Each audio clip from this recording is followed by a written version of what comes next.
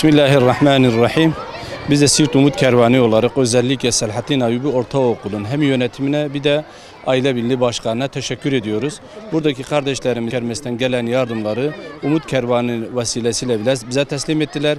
Biz de Allah'ın izniyle oradaki olan Müslüman kardeşlerimize göndereceğiz. Biz bütün ailelerine teşekkür ediyor. Rabbim hayırlarını kabul etsin. Vatandaşlarımıza şöyle bir ricada bulunmak istiyor. Çünkü bizim için birer örnektir. Biliyorsunuz şu anda Filistin'den büyük bir katliam, bir soykırım var. Maalesef şu anda yaşanacak yer değil. Onun için bütün oradaki kardeşlerimiz yardıma muhtaçtılar. Biz bu şekilde onlara destek çıkmamız lazım. Kurtalan Selahattin Eyyubi İmam Hatip Ortaokulu Okul Aile Başkanıyım. Bu hassas konu için yorulup buraya kadar gelen siz kıymetli İlka temsilcilerine çok teşekkür ediyorum. Hoş geldiniz, şeref verdiniz. Bizim okul olarak öncelikli hedefimiz akademik başarı, ama akademik başarının yanında da ahlaki değerlere önem veriyoruz. Çünkü akademik başarı her şekilde gelir ama ahlaki başarı her zaman elde edilemeyebilir. Her özellikle şu anda yaşadığımız bu asırda gençlerimizin internetle bağlarındaki o sıkı ilişki aile bağlarını koparıp ahlaksız bir nesil, iffetsiz bir nesil yetiştirmeye çalışan bir grubun eline düşmüşüz şu anda hepimiz. Biz burada bu ilk değil. Bir öncekinde deprem için, ondan öncekinde Yemen için yine böyle bir program yaptık. Fakat Filistin için gerçekten hem öğrencilerimiz hem aileleri ve okul idaresinin güzel fedakarlığından mütevellit güzel bir kermes oldu. Belirttiğiniz gibi ilçe şartlarına göre güzel bir rakama uğraşıldı. Bundan dolayı bize köprü olmaya çalışan Umut Kervanı'na teşekkür ediyoruz. Parayı toplamak bir yandan kolaydı ama ulaştırmak gerçekten zordu.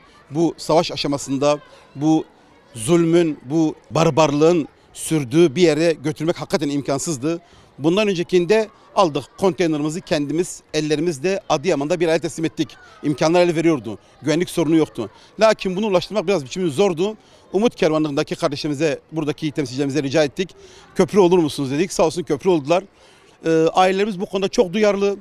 Öğrencilerimiz bu konuda çok duyarlı. Çünkü bizim amacımız, bizim hedefimiz ne aşılamaya çalıştık biz burada?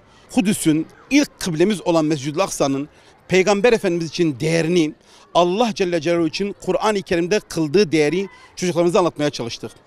Gazze'deki kardeşlerimiz geçmiş dönemde yaşayan bazı mazlum kardeşlerimiz gibi yerleri, evleri, sahip oldukları maddiyat için mücadele etmiyorlar. Oradaki kardeşlerimizin tek davaları, tek mücadelesi var. Tek hedefleri Mescid-ül Aksa'yı sahipsiz bırakmamaktır. Eğer bugün Aksa'daki o mücahit kardeşlerimizin gücü düşerse şundan insanlarımız emin olsun ki Aksa gidecek ama Aksa'nın gitmesi kafir, Siyonist topluluklarını durdurmayacak. Allah muhafaza akabinde Kabe'ye el uzatma cesareti elde edecekler. Bundan dolayı biz halk olarak, biz Müslüman olarak, biz mümin olarak bana ne diyemeyiz bu konuda. Herkes üzerine düşen hassasiyeti göstermesi lazım. Hazreti İbrahim dönemindeki karınca misali özellikle halkımızdan ricamız, temennimiz, yalvarışımız Allah rızası için hem biz hem evlatlarımız namazlarımıza sahip çıkalım. Namazlardan sonra mutlaka bu kardeşlerimize duamızı ortak edelim ve özellikle küçümsemeyerek boykota mutlaka önem gösterelim. Selahattin Eyyubi İmam Hatip Ortaokulu'nun güzel öğrencileriyim. Hatırlarsınız bir ay önce bir kermes düzenledik. Evet. Sizin ve güzel ailelerinizin katkılarıyla güzel bir para topladık. Evet. Onları Umut Kervanı'ndan gelen abilerimize teslim ettik. Onlar Filistin'deki mazlum, mağdur kardeşlerimize ulaştırdılar. Buradan hepimiz Filistin'deki kardeşlerimize selam gönderiyoruz ve el sallıyoruz. Allah'a emanet olsunlar.